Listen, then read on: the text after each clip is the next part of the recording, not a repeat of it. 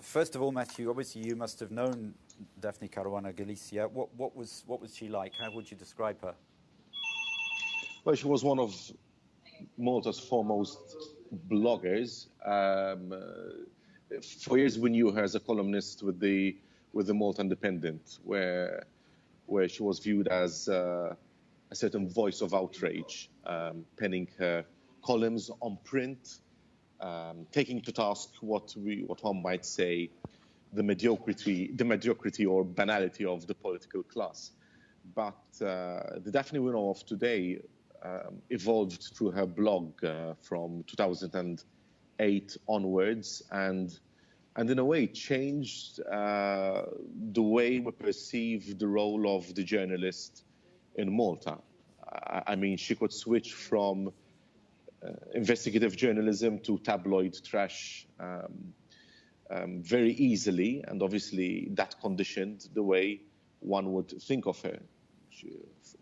For some time, she was considered to be, well, she was the main critic of the Labour administration from 2013 onwards. And before that, she was more of an apologist for the nationalist government when it was in power.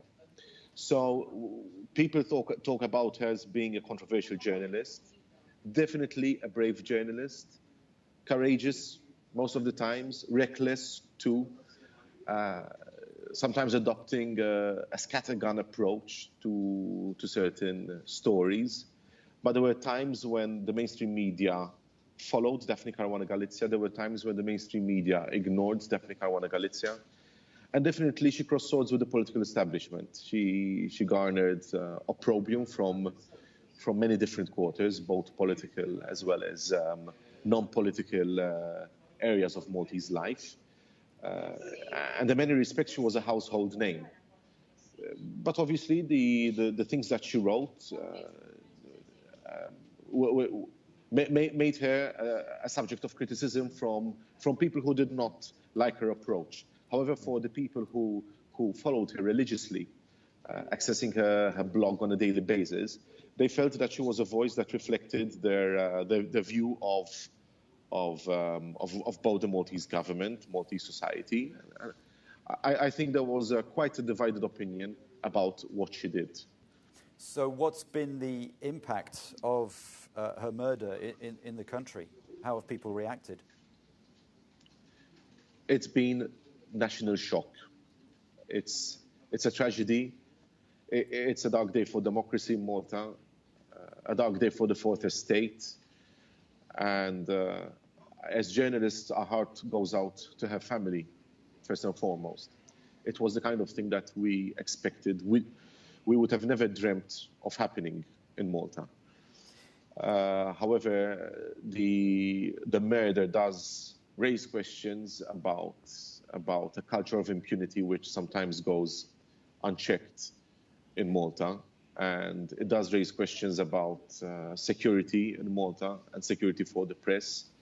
This is very much unprecedented in Malta, although there have been car bombs in the recent past, which most of us believe were linked to organized crime and feuds between criminal gangs. But never could we have believed that something of this sort would happen, mafia style, to a journalist, especially an assiduous journalist who used to who has covered some big stories. And that is the impression that one gets, that Daphne Caruana Galizia might have been prevented from putting her finger on her next big story.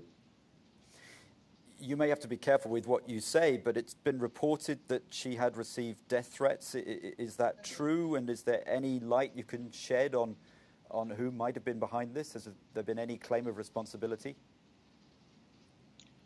Not yet, and we don't expect any such claim. We are trying to confirm whether police reports of any death threat were filed at the police station next to outside Daphne Caruana Galizia's house. We're trying to actually establish that, because it was a claim that was made only on the national broadcaster so far. So we're trying to ascertain that claim, whether death threats had been made in the last 6 months. How important was her work? She led the investigation into the Panama Papers. What exactly did she expose? Well, she was the first journalist in Malta to break the Panama Papers. As we know, her son also worked for the ICIJ. But she was the person who actually broke the story and started releasing details of the investigation at least a month before we learned most of what we know of today through at that time, the newspaper was the Australian Financial Review, which was talking about the effects of the Panama Papers in Malta. But Daphne Caruana Galizia was the first one to break the Panama Papers. And it was also from her blog that the first reactions from the political establishment started happening. So there was a slew of libel cases and defamation cases made against her.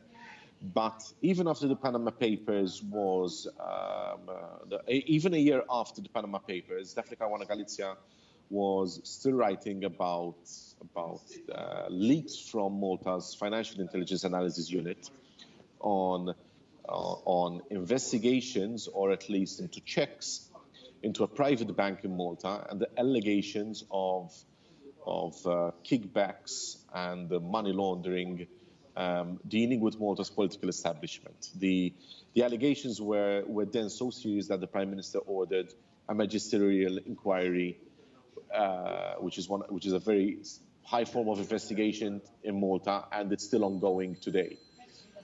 The allegations were then so serious that, as everyone knows today, it actually led to the Prime Minister calling a snap election in May, and that investigation now is still ongoing, with the magistrates still collecting evidence into those allegations. The Prime Minister himself and his family have been the subject of Daphne's investigations. How has he responded to the murder? The Prime Minister yesterday, on Monday, held a press conference at 4:30. He said that he would leave no stone unturned in the investigation. He said that the Maltese government had requested assistance from the FBI to assist Maltese police in the investigation. Those officers have not yet arrived in Malta. That same evening in Parliament, scheduled budget speech by the opposition leader was postponed, and both the government and the opposition gave 15-minute statements on the aftermath of the tragic murder. The Prime Minister has vowed to bring the perpetrators of this murder to justice. The opposition leader claims this is a political murder. So far, there are no indications of the reasons behind this assassination, but many are obviously speculating about what sort of story Daphne Caruana Galizia could have been working on, or she had worked on. Where does it leave investigative journalism in Malta now? It's a very look. As a journalist, I feel an enormous sense of desperation, because we are accustomed to carrying out our work without any fear or favor. We take comfort in believing that we can go about our jobs without any threat to the safety, to our safety, or threat to our families' lives. We always used to say that anyone who actually makes a threat against a journalist would never arrive at committing the ultimate act. But it's the kind of thing which now puts us on edge, to the extent that one thinks that maybe we should pay attention to what we write, to who we write about. But obviously that is not the answer. I mean, we've written about organized crime in this country for all these years now, and definitely the last thing that the press should do, and investigative journalists, is to back down. Definitely a blackout is not the answer. A lot of people from outside might be surprised and very shocked to see this happening in a country in the European Union. It's more like something that people hear about from Russia or other countries outside? Look, I think no country is probably immune from the attacks of organized crime or any similar kind of perpetrator on the press. I mean, it has happened in Italy, but it has also happened in other countries outside the European Union. And the first thing that comes to mind is how can such an attack happen in 2017 in a liberal democracy in a European Union country?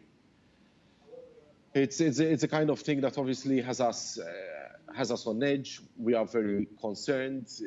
There's a feeling of despair, and at this stage, we just want justice to be served. We want to know that the Maltese police force is carrying out the widest possible form of investigation to bring the perpetrators to justice. And again, as I said before, this is such a tragic day for Malta, for the Maltese democracy, because it really attacks the fourth estate at the very heart. You know, it takes out one of its most its main exponents of the trade of investigative journalism.